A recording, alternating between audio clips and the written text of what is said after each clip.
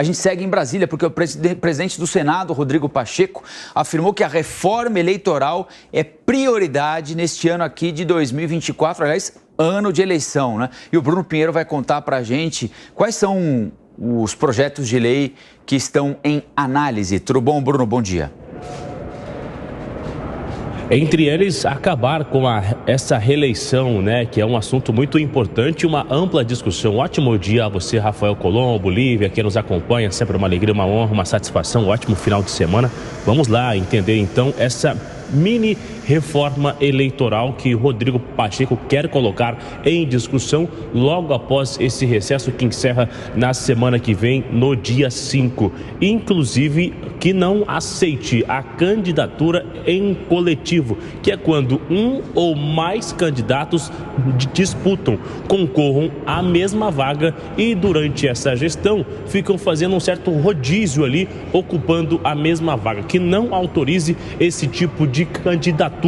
E uma outra também, que é justamente sobre acabar com essa reeleição, para que exista ali cerca de 4, 5 anos, e aí quando acabar não seja autorizado também uma candidatura de reeleição. Além disso, tem também, para que possa colocar toda essa responsabilidade, que é para consolidar toda a legislação eleitoral e resoluções no TSE. Entre essas alterações, será necessário muita discussão no Congresso Nacional justamente sobre o fim da reeleição. E aí é o que o Rodrigo Pacheco espera conversar com várias lideranças já após o recesso. Antes do recesso, Pacheco também fez um compromisso que vai colocar em audiências, em reuniões, também um fundo eleitoral, que agora esse ano nós vamos ver que cerca de 5 bilhões de reais serão utilizados nas eleições municipais. Esse valor é quase 100% a mais do que foi utilizado na última eleição para vereadores, nas eleições municipais. E aí também Pacheco acha que é um valor muito alto e que é necessário ser rediscutido. Mas é o que nós sempre falamos aqui no Jornal da Manhã, nada acontece sem diálogo.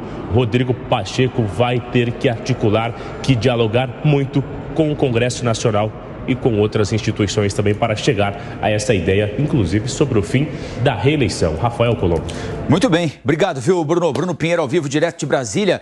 Tem análise, tem informação e tem opinião na nossa programação com a Amanda Klein. Amanda, bom dia.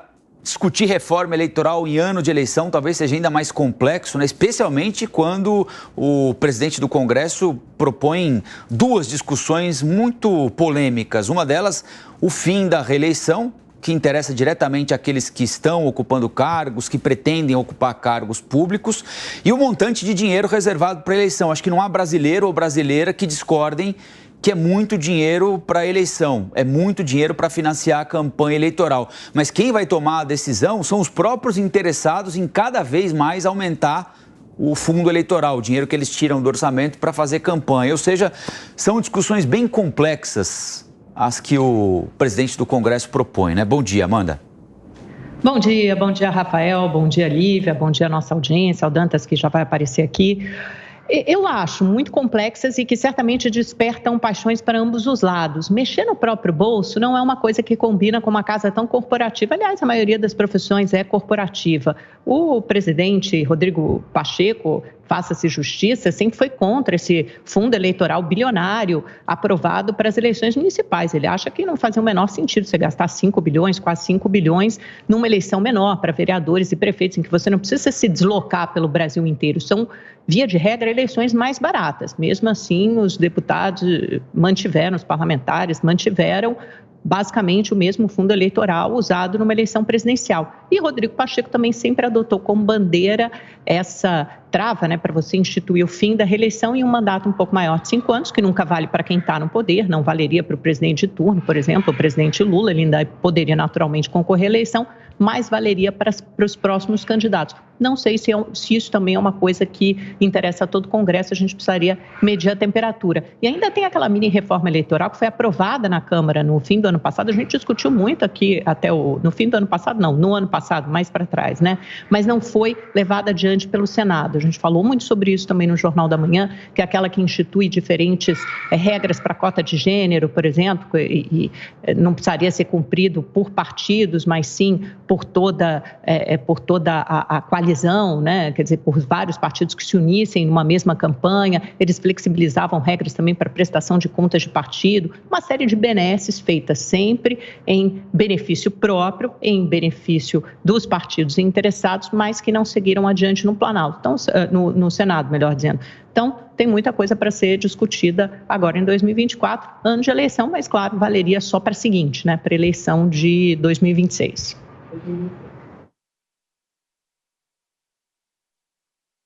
Muito bem. Bom dia, Amanda. Bom dia, Colombo, Lívia. Bom dia a toda a nossa audiência. É curioso, né? Se vocês pararem para pensar, a cada eleição a gente conversa sobre reforma eleitoral. E nesse caso, a questão da reeleição, ela está mais no âmbito da disputa de poder, da guerra política que se estabeleceu entre as instituições aqui em Brasília. Efetivamente, ela é questionável, porque já se tem um pouco a consciência de que 4 anos para um mandato não é suficiente, né? Então, assim, o segundo mandato acaba sendo vamos dizer assim, essa forma de corroborar ali, de legitimar, né, de aprovação mesmo, como se fosse uma coisa até plebiscitária, né? Olha, foi um bom governo, merece mais um termo para poder continuar aí a executar o que precisa.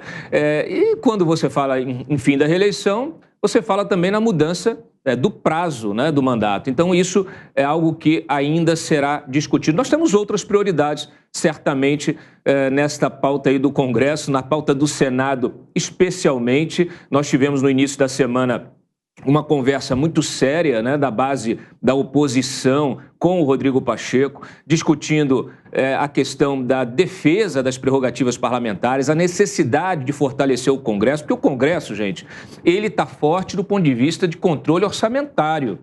Mas essa força, ela não está espelhada ainda em força política, em força institucional. Tanto é que nós vemos aí, de forma recorrente, os outros poderes avançarem, né, sobre as prerrogativas do parlamento. Então, o Pacheco deveria se concentrar nisso, né, em defender essas prerrogativas, em restringir o poder de outros poderes. Efetivamente, no caso do Executivo, por exemplo, uma medida importantíssima é evitar que se tente governar por medida provisória, algo que já vem mudando em termos culturais ali do Congresso. O Congresso já não aceita, né? Inclusive, teve o maior número de MPs rejeitadas, foi nesse primeiro ano do governo Lula. Então, já se estabeleceu uma cultura, é preciso formalizar isso, restringir o uso de medidas provisórias para governar. E no caso do Supremo é preciso também colocar em pauta toda aquela agenda de restrição, né, de decisões monocráticas que pretendem muitas vezes mudar uma lei que foi aprovada por ampla maioria, que foi discutida no Congresso. Então, olha, temos uma fila de prioridades para serem discutidas, inclusive no próprio modelo eleitoral.